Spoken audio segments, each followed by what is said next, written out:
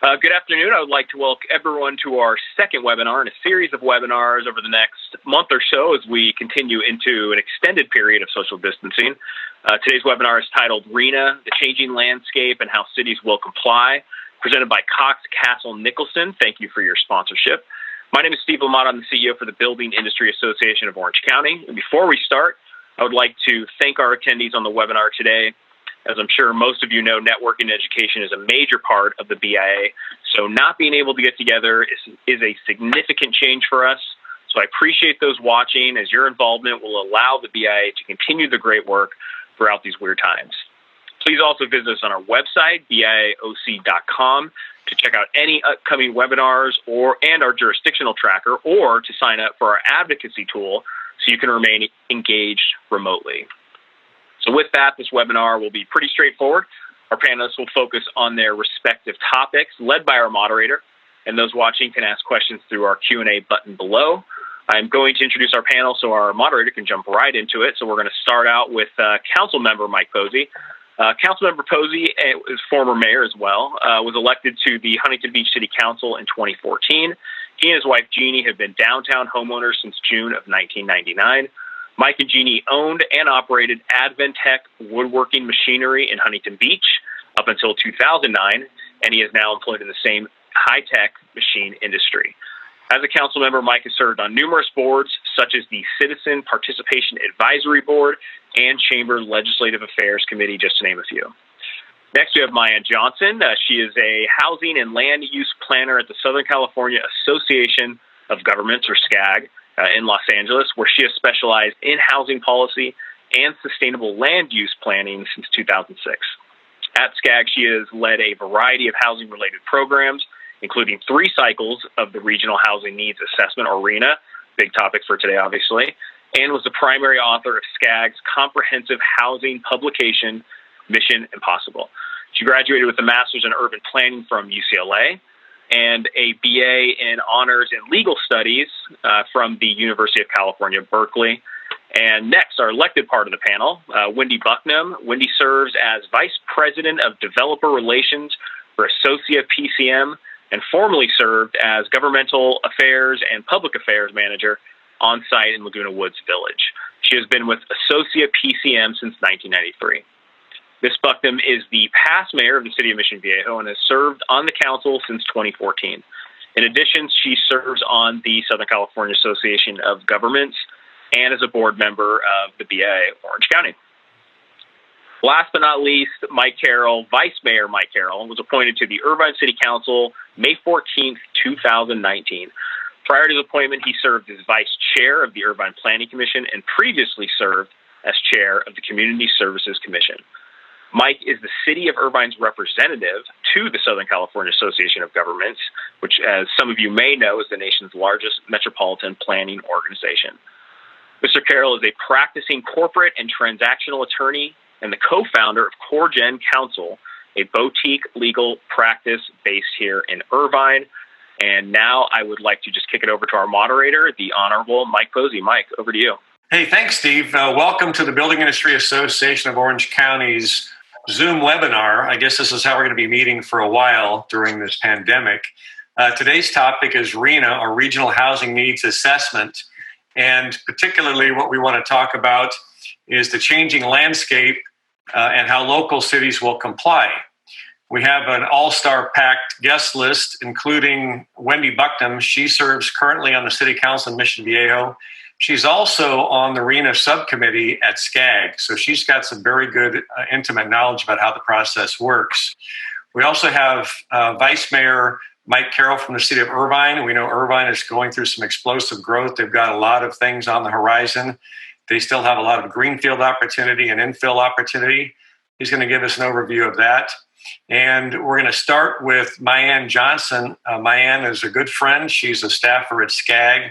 She's the technical go-to person on the regional transportation planning and, of course, housing and housing policy. And in particularly, she has a depth of knowledge on RHNA. So, Mayanne, start off with your insight on the process. Thank you.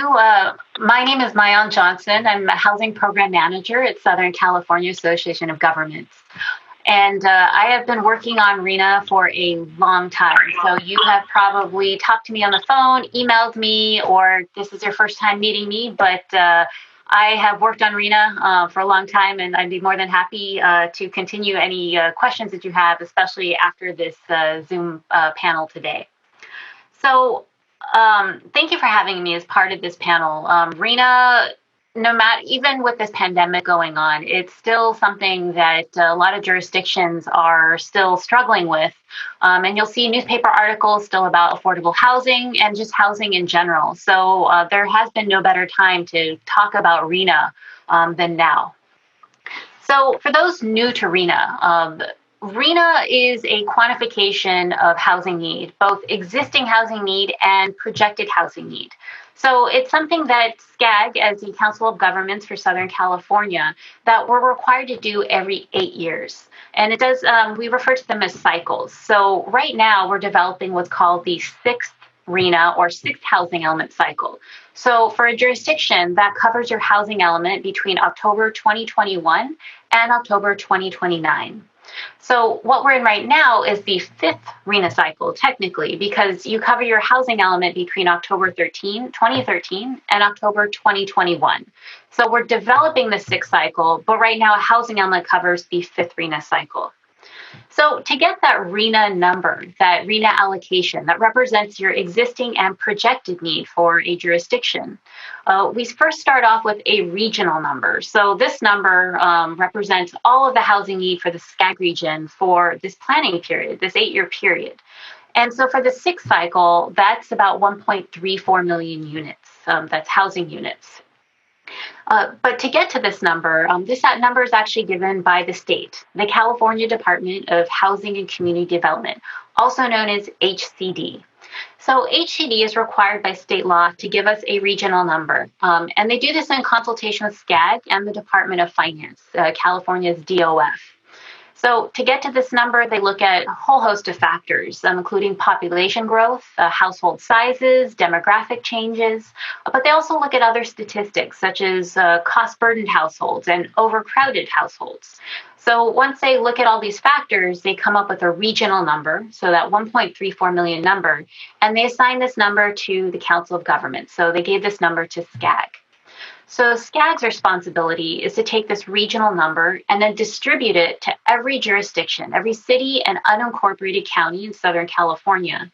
And that number is your RHNA distribution allocation. So we come from 1.34 million, we have a methodology that we adopt, we apply that to that number, and then we get an individual RHNA allocation. So in a nutshell, that's the process.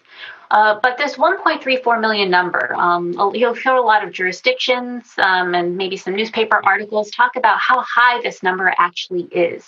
And it is noticeably higher than prior cycles. So if you look at the fifth cycle that we're in right now, that was given to us at 412,000.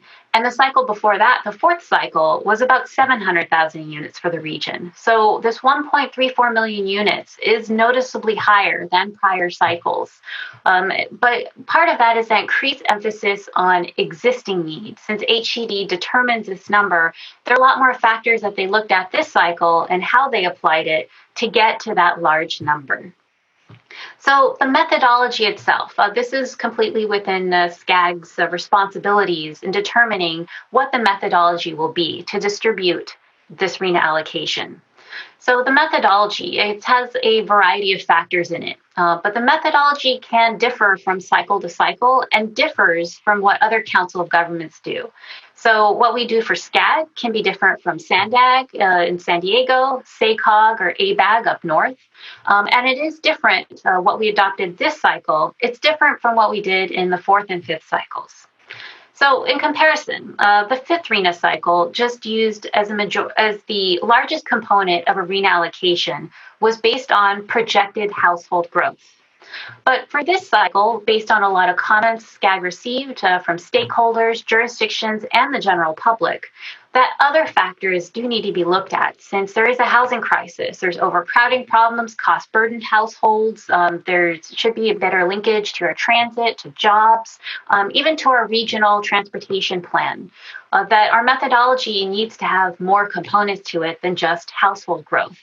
So for this cycle, SCag adopted a methodology. This methodology was adopted last month, but it was a result of almost a year of public workshops, public comment periods, a lot of public hearings and meetings to develop this methodology. And the methodology includes three main factors. There's household growth, as we did for last cycles, but that's only one component. Now our RHNA methodology includes access to jobs and access to transit. Prior cycles only looked at that one component, whereas this time we expanded it in order to better link with our regional transportation plans and also address a lot of the comments and concerns expressed by our stakeholders. So with these three main components and also a social equity component, that makes up the majority of our RHNA methodology. So what that does on a regional scale is it puts a lot of growth or a lot of the RHNA allocation within more infill areas, within urbanized areas that have a high access to jobs and transit. So it is a remarkable departure from past cycle methodologies. But SCag staff, in reviewing the methodology that was adopted by our board, feel strongly that this then better links to our regional transportation plans, policies, and goals. So our next steps, next month, we'll have the RHNA draft allocation out. We do have on a handy Excel sheet for all jurisdictions in the SCag region. If you go to our website, www.scag.ca.gov/RHNA, you can actually download the draft RHNA allocation as determined by our methodology. But we'll have that officially distributed next month, and then we can start our RHNA appeals process. So the RHNA appeals process entails, it allows jurisdictions and HCD to appeal any jurisdiction's draft RHNA allocation. In prior cycles, what was allowed was you could appeal your own allocation, and that was it. So most jurisdictions ask for a reduction to the draft allocation. But for this cycle, recent law has allowed for a jurisdiction and other jurisdictions to appeal any draft RHNA allocations. So we will expect to see a lot of increases, asking for increases in RHNA allocation in addition to decreases in RHNA. So the appeals process will have a 45-day window to file an appeals. That'll begin most likely in mid-May and last through the end of June. So we'll have the dates out next month, but the general timeline is 45 days to file an appeal. Then we'll have a comment period, and then we'll have public hearings to hear all appeals. The public hearings will occur most likely in August and September. And they'll be heard by our RHNA subcommittee, who will serve as our RHNA appeals board. So they'll be reviewed and determined by the RHNA appeals board. And I wanted to point out that Councilwoman Bucknum is one of the Orange County representatives to the RHNA appeals board and subcommittee, and I'm glad to see she's on the panel today. So the appeals will be heard by the appeals board and determined at the public hearings. Any successful appeals do have to be reallocated proportionally or in some methodology back to all SCag jurisdictions. And this is because that 1.3 million number given by HCD at the beginning of the process has to be the same number for our final RHNA allocation at the end of the process. So we'll have the appeals process and the results folded in back to the RHNA method or the final RHNA allocation. And we anticipate that'll be adopted in October of this year. So once jurisdictions have their final RHNA allocation, then they can develop their housing elements, and those are due to HCD by October 2021. SCag staff did ask HCD about the possibility of extending or postponing that October 2021 date in order to give jurisdictions more time, given the current environment and there's a lack of resources available. Unfortunately, HCD has indicated that the October 2021 due date is in statute.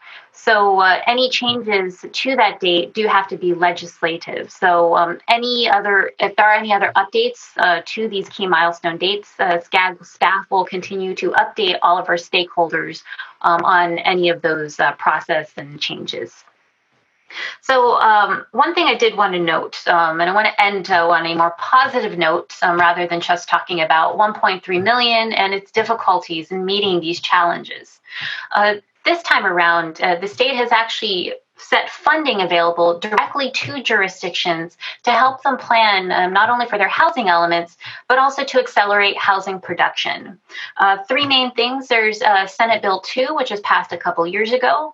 While it does add a recording fee to most residential most real estate transactions, it does establish a permanent source of affordable funding to fund housing production.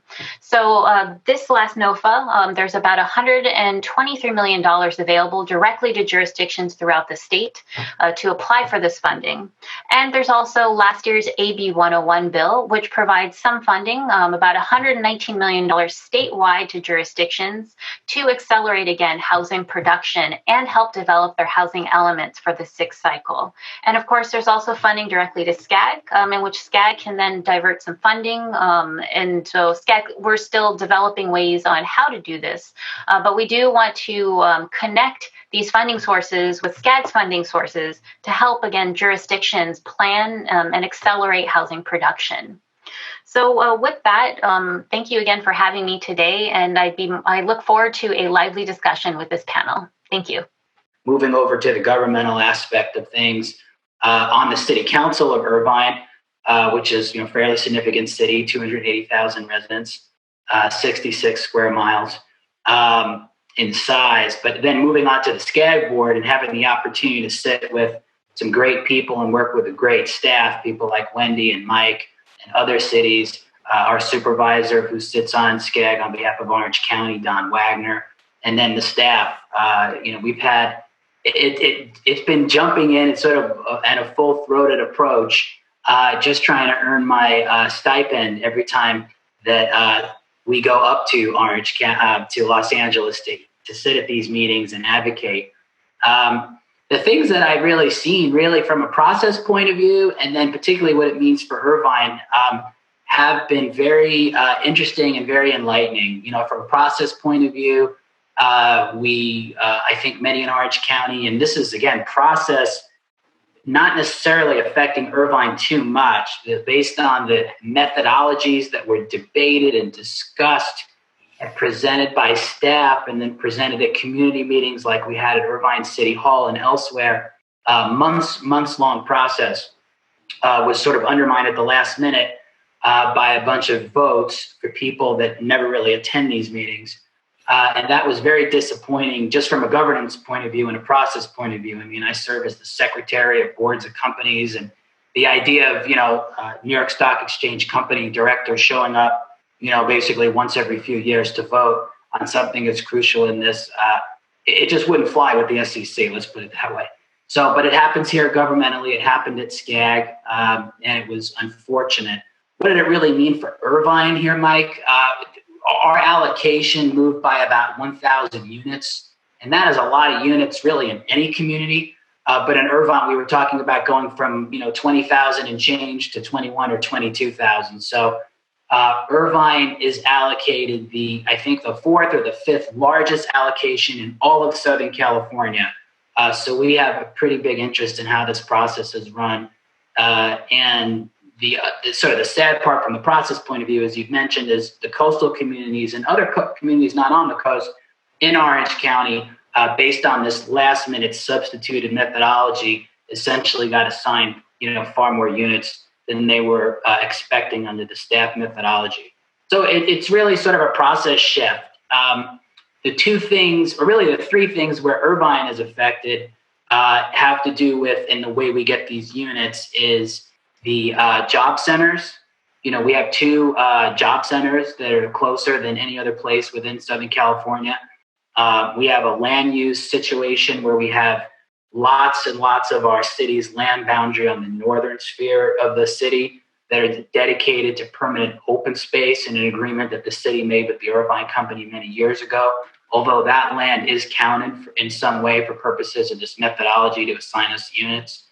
And then finally, transit. It takes into account this methodology. Transit is a system that doesn't exist yet and really hasn't been mapped out yet, and we don't really know certain transit points that it assumes will be existing in the city. So we have 20,000 plus units.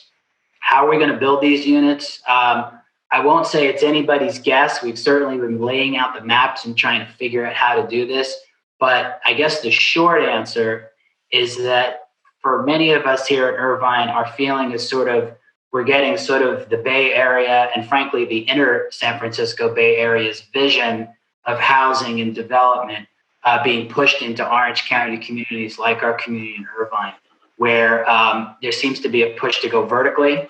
And we do have vertical. We have a whole area of the city where we do that near the John Wayne Airport. But to do that sort of citywide versus, sort of building out horizontally. So that's what we're looking at right now. Well, thanks for that insight. I know, when we think of Irvine, everybody thinks of these vast open green spaces that are still left for zoning and development. What do you see for the future of accommodating those 21,000 units in greenfield development versus infill or repurposing? It's a great question. I know you guys have the same challenge in Huntington Beach, and some of your possible reuse ideas and opportunities that we're going to see. We'll be going through a lot of this together, but you're absolutely right. I mean, I'm a relatively newcomer to Orange County, 2005 vintage. But I can tell you, I've been looking at it very much like, sort of Nick and the Great Gatsby getting dropped into, West Egg and seeing it from, the outside. So as an outsider looking at this and really being very, very informed on government and serving on the Planning Commission and the Parks and Rec Commission before this council opportunity, and I love maps and I have maps all over my home office here. I'm looking at them. I would tell you that it is built out. Irvine is very largely built out. Those windrows and rows of eucalyptus trees and agriculture that the Irvine company would lease out is gone. It's now housing. And it is multifamily housing, and it's single family housing, and it's attached housing, and it's a whole panoply of residential and some commercial and some retail use. The two areas that speak to me when I think about maybe we're going to have to do something here, well, three areas.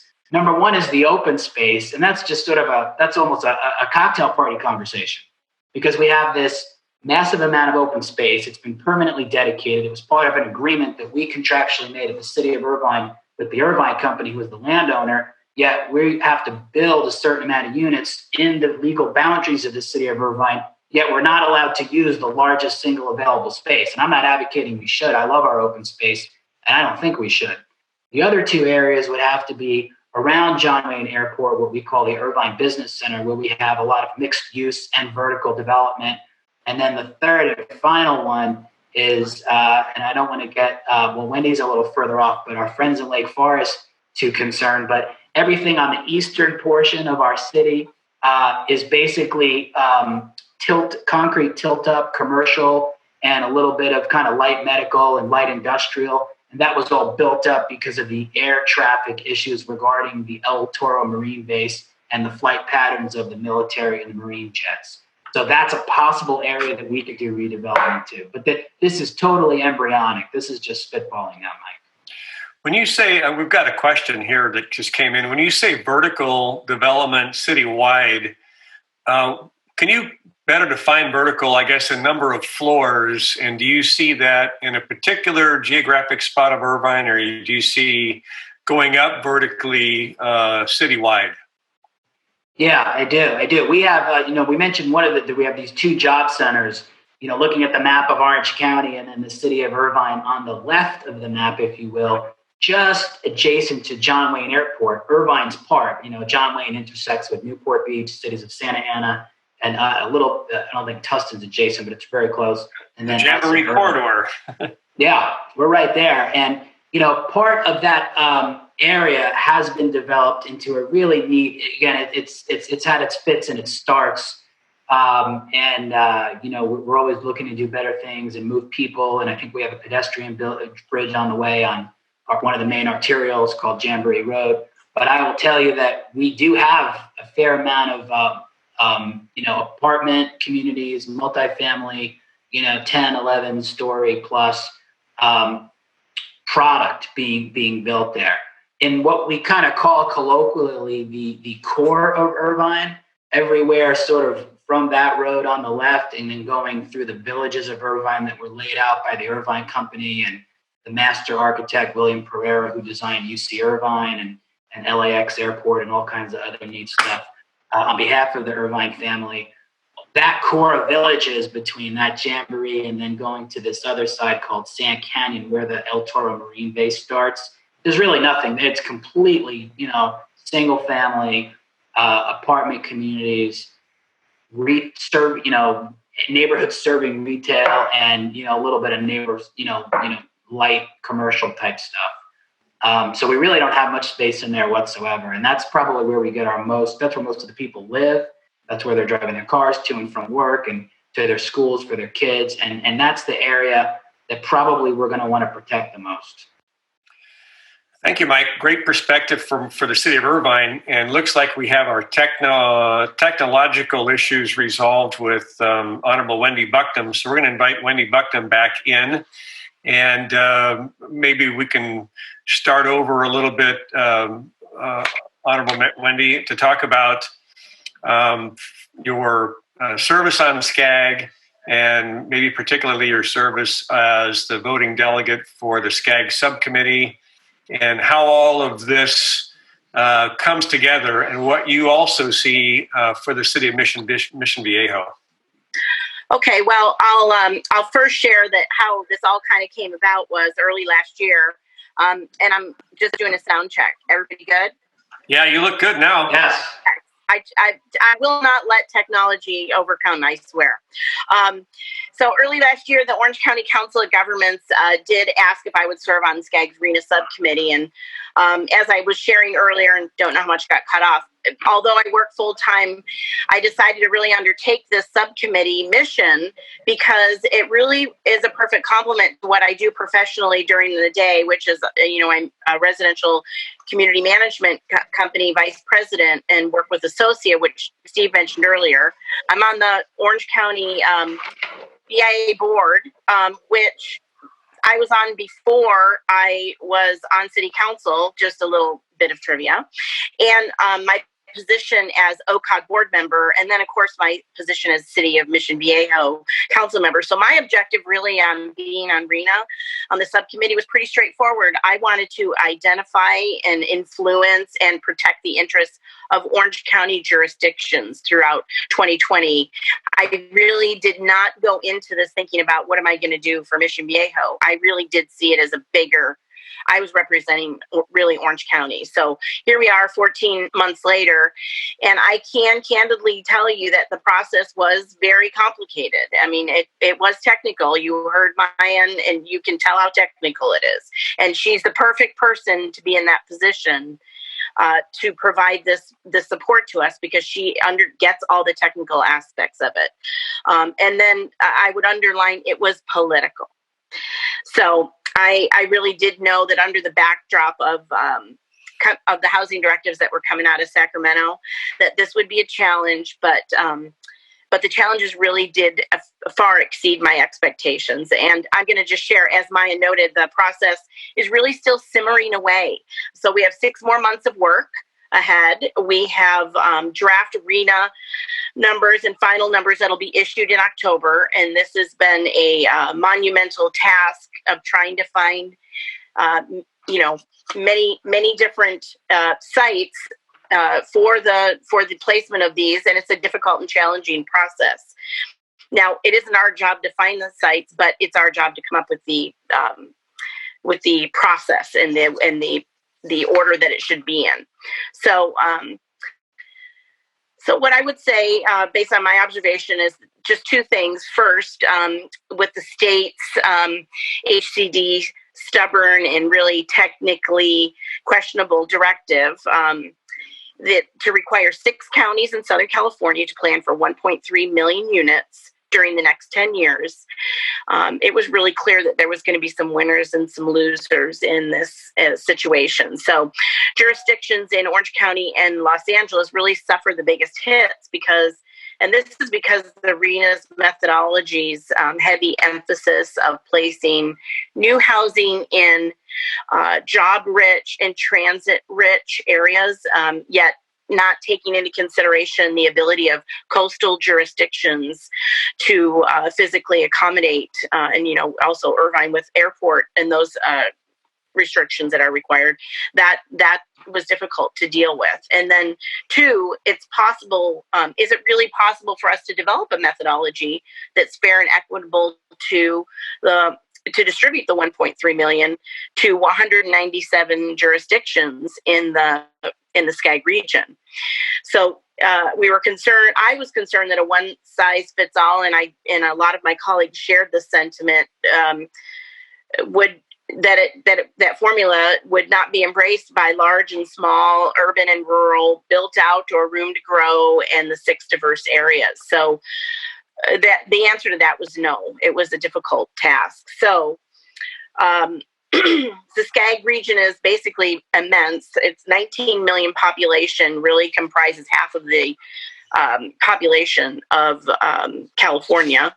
So, but each of the region is distinct. So I would say each of these different areas is important to consider. Some areas have room for growth and capacity to grow, and some have more limited areas that they can do this. So the Orange County delegation really did we fought hard to try to support a RHNA methodology that really respected a local visionary or local visions for growth.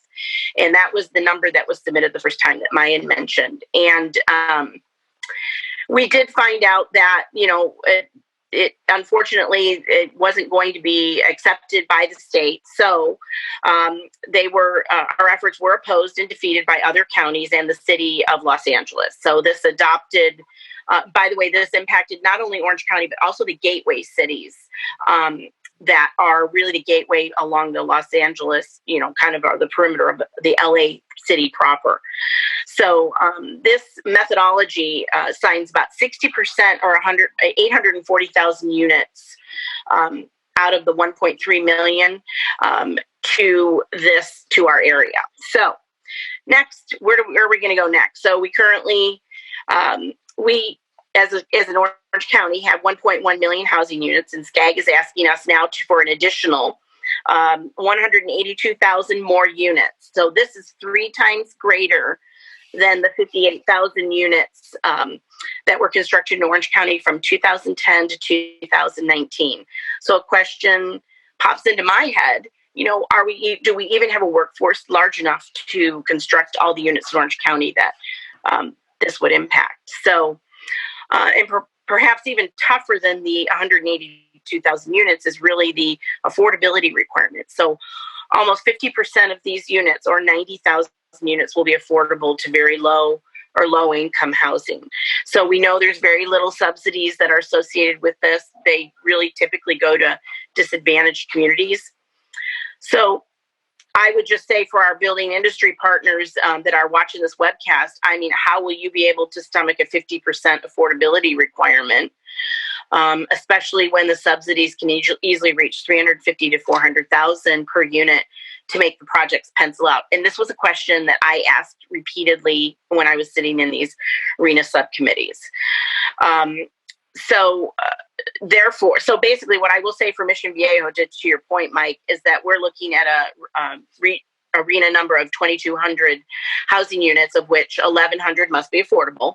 So we have 3 vacant sites. I'll just give you, because we're a master plan community in the entire city, one of which is a single family detached lot. The other 2 are RHNA sites from the prior RHNA cycles, which have been sitting untouched for 2 RHNA cycles because of the lack of subsidies to help for the affordable unit component. So some jurisdictions have vacant land. to be able to plan for their future housing needs. But other jurisdictions similar to Mission Viejo and Irvine, as Mike had shared earlier, we have more limited sites. So we'll need to look at rezoning underperforming commercial or other properties that in order to make way for the RHNA units.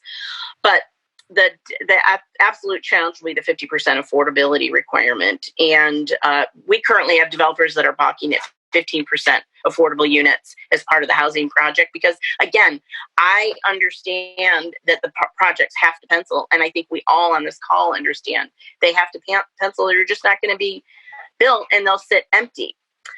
So Mission Viejo's RHNA, it really is nothing compared to astronomical RHNA numbers like for cities in northern Orange County. For example, Garden Grove, as a result of the RHNA methodologies, emphasis of the redirecting the housing near transit and jobs, they will have more planned for more than 19,000 housing units, which is the equivalent of having to build 40% of the number of housing units that already exist in the community. Just think about that.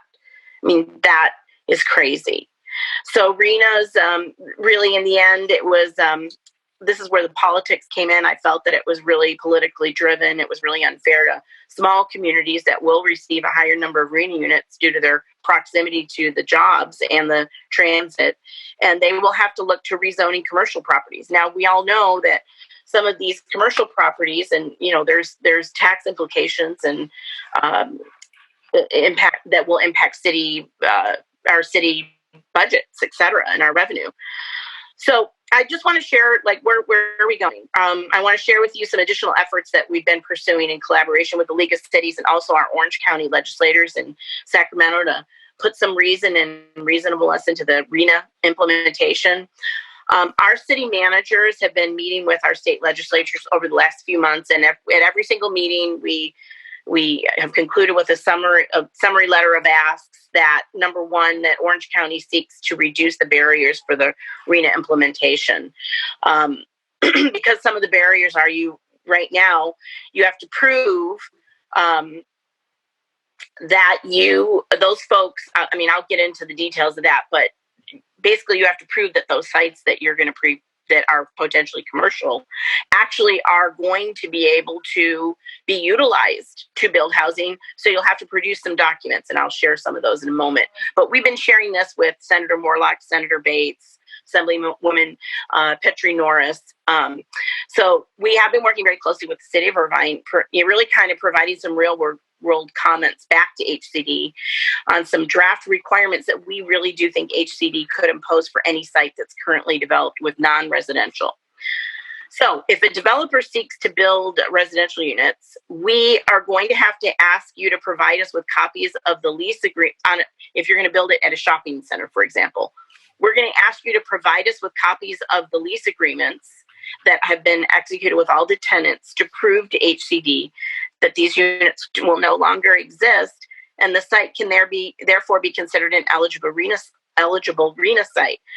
So I know the city of Irvine has asked for these requirements to undergo a review and vetting really by the building community, because we see this as a significant impact, and even being able to do the things that we want to try to do, there's a barrier put in front of us, and the League of Cities is working on this with us as well.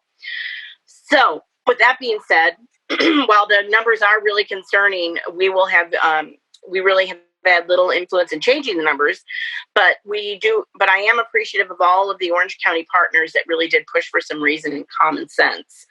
So down the line, the concerns and frustrations that our existing residents will be voicing when we're changing all the zoning, because we know that that's what will come before us. They won't go to the state. We will have to advise them that we realize this, but this is coming from the state, from Sacramento, and we have to keep moving forward with this. And I want to say I want to reiterate, if the city doesn't adopt a housing element that addresses the RHNA allocation, it really will face the risk of litigation by the state, potentially halts in the issuance of any residential building permits, so that impacts the building community. And that could be impacted during the entire time frame of when the housing elements are not in compliance. And of course, then there's also incurring the financial penalties as well. So that being said, it really is a long and difficult road ahead. And that was kind of the summary of what I wanted to present to everybody that's on the call. And I thank you for being here. Well, you really your summary sentence really struck a chord with me, and that is, in the city of Huntington Beach, having a compliant housing element is critical. And as most people that are on and watching know, that Huntington Beach was become the poster child of not having a compliant housing element, and was sued by the state, Gavin Newsom, over not having a housing element in compliance. We do now have a compliant housing element, mostly because we were pursuing SB2 funding. And SB2 funding, of course, is grant funding that funds things like navigation centers, affordable housing, but you do have to have a compliant housing element. Yeah. And I think that, maybe one of the things that all of us should be taking away and thinking about as we go back to our respective cities is that what are we going to be doing internally to look at having multiple pathways forward in this RHNA cycle. One, of course, is, at least maybe for the city of Huntington Beach, is the appeals process. The second, of course, is potentially litigation. And the third, of course, that I would be an advocate for, and that is a parallel pathway to compliance, looking at different scenarios. I don't think really anybody likes the adopted scenario except for the Inland Empire, because they have a reduction in units by forcing the units to coastal LA and Orange County. And I guess that's shame on us for being a jobs creation machine and a transportation creation machine. We get penalized for our successes. So we look at that methodology and that number scenario. For Huntington Beach, it went from 3,612 units, I think, to 13,000 and some change. So we certainly are in all this boat together. The fewer units that we have get pushed down to Mission Viejo or get pushed into Irvine, or I don't even know where they would go into Garden Grove. I mean, you laid out the perspective very well there, yeah, Wendy. And so we have to look at, a parallel path to compliance to include, the worst case scenario, maybe even the Cerritos model, and maybe even staff's methodology that was presented probably a year ago, and have our planning staff look at, what can we do to be compliant under multiple scenarios. And that's what we're going to be looking at in the city of Huntington Beach. We're a lot like Mission Viejo, probably less like Irvine, and that we were largely built out into the 70s. Mission Viejo still has some land to go. They still have, Rancho Mission Viejo to develop on. That's part of the county. That's not part of the city. I'm sorry. Okay, all right. Right. Well, you'll annex it because it's called Rancho Mission Viejo. I know, and we love that because it all started with Mission Viejo. That's right. Well, and like you, we have a lot of 1960s, 1970s era strip malls. And Wendy, you mentioned commercial and sales tax revenue.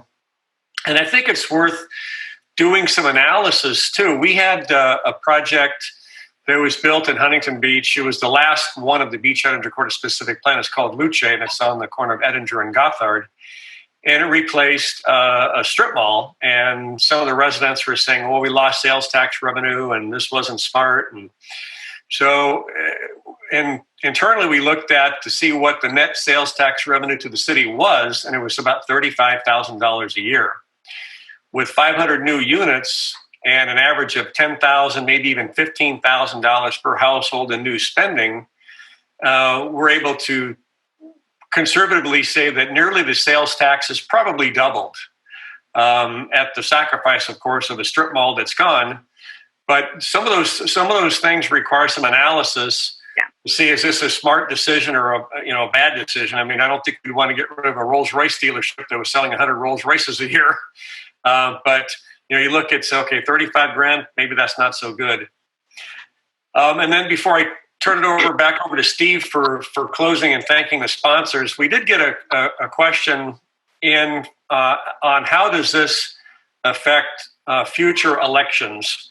And it's an issue that I certainly wrestle with all the time in Huntington Beach, where we have a contingent of citizens that don't want to see change. And we're not talking wholesale change, we're talking incremental change and preparing for the next generations. And really that answer for local electeds is Sacramento. I mean, that's really where this is coming from, because representatives of SCag and local elected officials are really tasked with doing one thing, and that's following state law and following the state legislature. We're not leading them, they're leading us.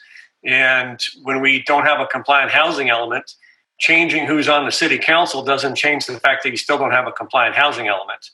And so anyway, we have to really communicate that message that, you know, since Huntington Beach went out of compliance with the housing element back in May of 2015, we saw 2017, 18, and 19, we saw an avalanche of bills that got signed by both governors. I'm thinking there's nearly 50 bills that were signed, most of which address housing element non-compliance.